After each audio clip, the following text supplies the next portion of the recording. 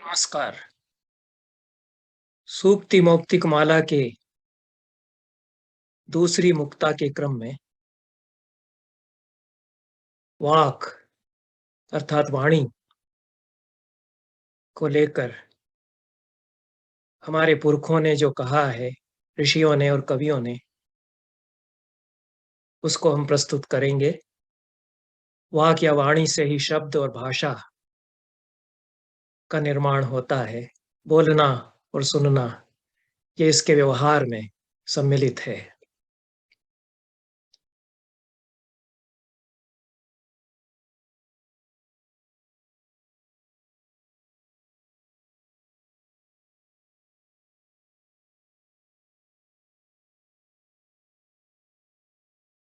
ऋग्वेद के ऋषि कहते हैं कि वाक से ही समस्त सृष्टि उत्पन्न हुई है।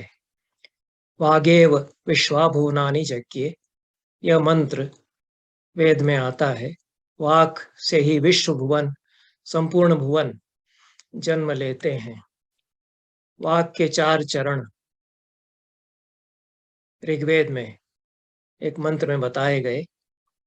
चत्वारि वाक परिमिता पदानि, तानि विदुर्ब्राह्मणा ये मनीषिणः, गुहात्रीण्यंगिता नेंगयन्ति, तुरीयम वाचो मनुष्या वदन्ति। वाक के 4 पद या 4 चरण हैं। उनको मनीषी जन, ब्रह्मज्ञानी जन जानते हैं। उनमें से 3 चरण भीतर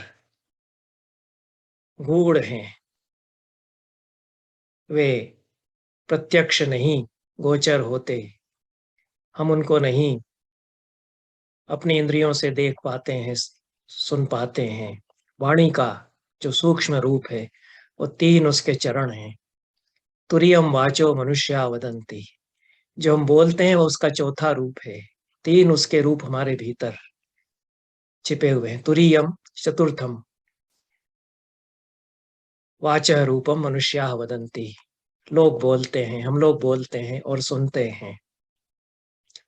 बाद के व्याकरण के दर्शन में परापश्यंती, मध्यम और वैखरी, ये 4 रूप वाणी के बताए गए। वैखरी जो सुना जा सके, कहा जा सके, जो हमारे स्पीच ऑर्गन से, ध्वनि यंत्र से उच्चरित होता है। यह भाषा दर्शन विश्व का सबसे प्राचीन दर्शन वेदों में बताया गया है। वाक अविनश्वर और अनंत तत्व के रूप में वेद के ऋषियों ने प्रतिपादित किया है।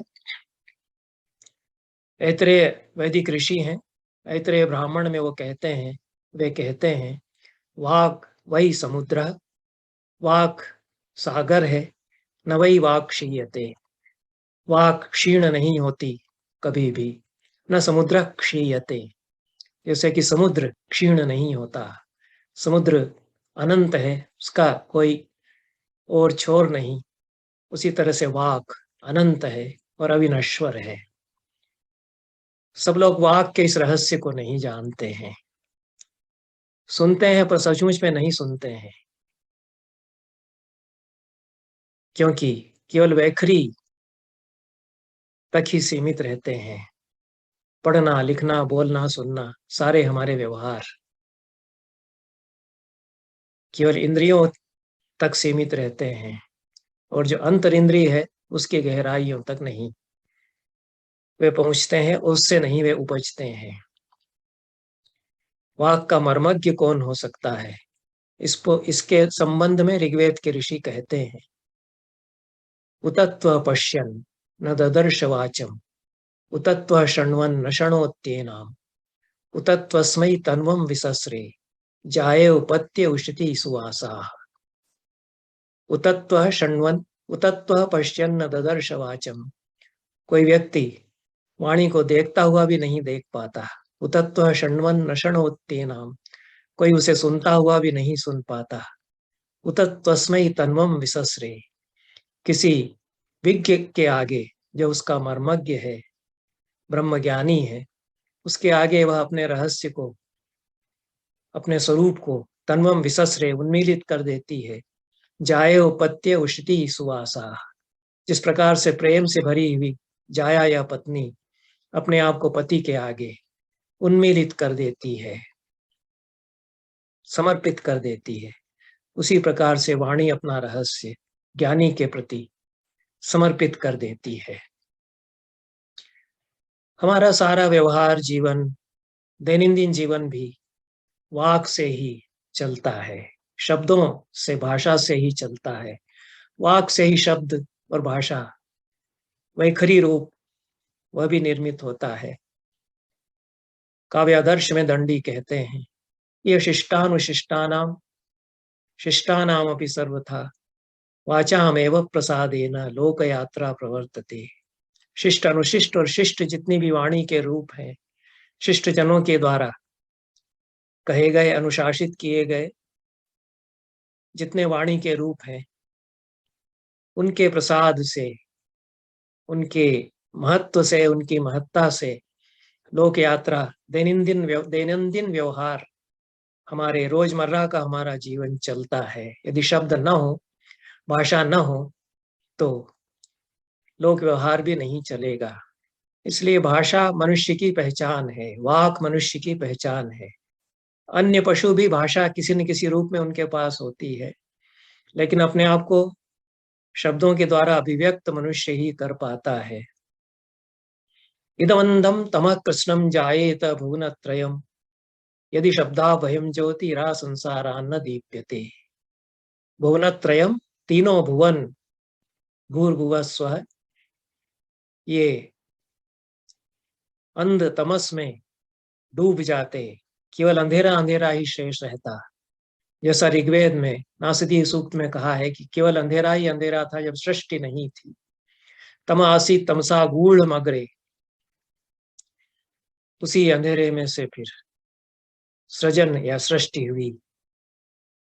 शब्द यदि ना हो तो फिर से अंधेरे में ही सारी सृष्टि डूब जाएगी। यदि शब्दा भयम ज्योति रा संसारा न दीप्यते, यदि शब्द की ज्योति इस संसार को प्रकाशित न करे। भगवती उत्तरामचरित में वाक का महात्म्य बताते हुए कहते हैं, कामान दुग्धे विप्रकर्षत्य लक्ष्मी, कामान दुग्धे विप्रकर्षत्य लक्ष्मी, कीर्तिम सूते दुष्कृतम या हिनस्ति, ताम चाप्येताम मातरम मंगलानाम धेनुम धीरा सुनृताम वाच माहु। कामनाओं को पूरा करती है, अलक्ष्मी को दूर कर देती है, दरिद्रता को दूर कर देती है, कीर्ति को जन्म देती है, दुष्कृत पाप को समाप्त करती है। समस्त मंगलों की माता यह है। सुंदरत जो वाणी है, अच्छी वाणी, सच्ची वाणी, खरी वाणी, वह कामधेनु की तरह से हुआ करती है। भाषा के प्रयोग से ही हम ऊंचाइयां नैतिकता की हासिल करते हैं। अच्छे प्रयोग से, सोच समझकर प्रयोग से, भाषा के अवमूल्यन से ही हमारा अवमूल्यन, समाज का अवमूल्यन होता जा रहा है, होता जाता है। इसलिए वक्ता और श्रोता कैसे होने चाहिए, इसको कहते हैं। ऋग्वेद में कहा गया प्रसिद्ध मंत्र यह है, सत्तुमेव तितौ न पुनन्तो यत्र धीरा मनसा वाचमकृत। मन की चलनी से छान करके एक एक शब्द जो बोलते हैं, वे धीर, गंभीर, बुद्धिमान जन हुआ करते हैं। जैसे चलनी से सत्तू छान कर स्वच्छ किया जाता है, उसी प्रकार से इस देश के विचारशील पुरुषों ने अपने मन की चलनी से वाणी को छान कर पावन बनाया, और इसीलिए इतनी ऊंचाइयों तक ज्ञान की सारी परंपराएं भी इतनी ऊंचाइयों तक इसीलिए पहुंच पाई। यदि सत्य कथन कहने वाले मनस्वी जन सुनृत वाणी का प्रयोग करते हैं तो उसको सुनने वाले भी चाहिए। इसलिए वक्ता और श्रोता दोनों के संबंध में कहा है, महाभारत का प्रसिद्ध श्लोक है, सुलभा पुरुषा राजन सततम प्रियवादिनः अप्रियस्य च पथ्यस्य वक्ता श्रोता चतुर्लभः।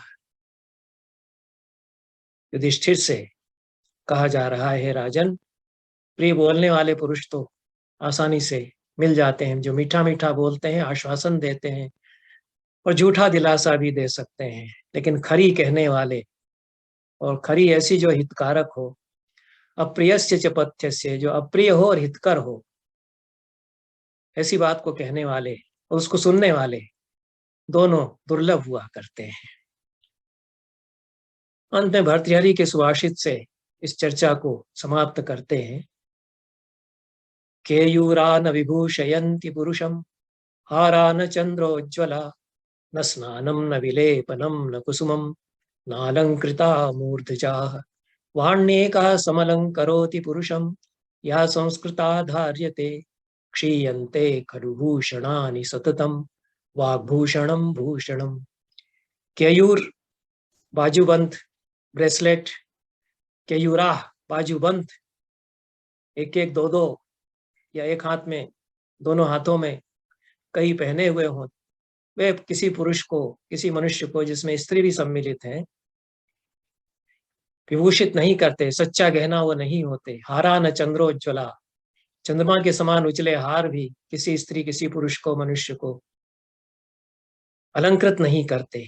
न स्नानम न विलेपनम न कुसुमम नालंकृता मूर्धजा, न स्नान, न लेप लगाना, सुगंधित लेप, पाउडर, क्रीम आदि लगाना, न फूल, न सजे संवरे हुए बाल। स्नान आदि मल को दूर करने के लिए है, वो अपने आप में अलंकार नहीं हुआ करता।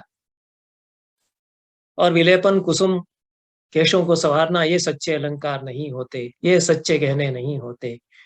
वाण्य का समलंकरोति पुरुषम, या संस्कृता धार्यते, जो सुसंस्कृत वाणी, पवित्र की गई वाणी, जिसके संबंध में कहा गया कि मन की चलनी से छान कर एक एक शब्द जहाँ के धीर मनीषी लोग बोलते हैं, ऐसा यह देश है। अब इस समय है या नहीं, ये बात अलग है। यह वेद के ऋषियों ने कहा है, ऋषि लोग उस तरह से बोला करते थे।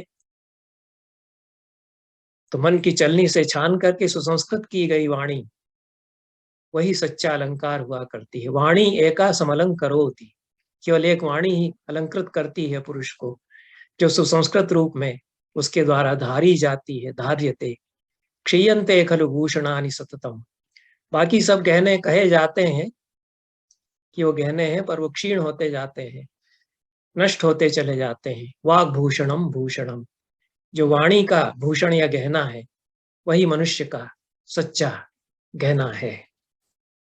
वाणी की इस प्रकार से महिमा, शब्दों की महिमा, और ये शब्द किस प्रकार से मनुष्य की पहचान बनते हैं, अच्छे मनुष्य की पहचान बनते हैं। हमारी भाषा हमारी पहचान बनती है, और अच्छी भाषा के द्वारा हम अपने आप को सुपरिभाषित करते हैं। इन शब्दों के साथ यह चर्चा सुक्ति मुक्तिक माला की दूसरी कड़ी आज समाप्त करते हैं। धन्यवाद।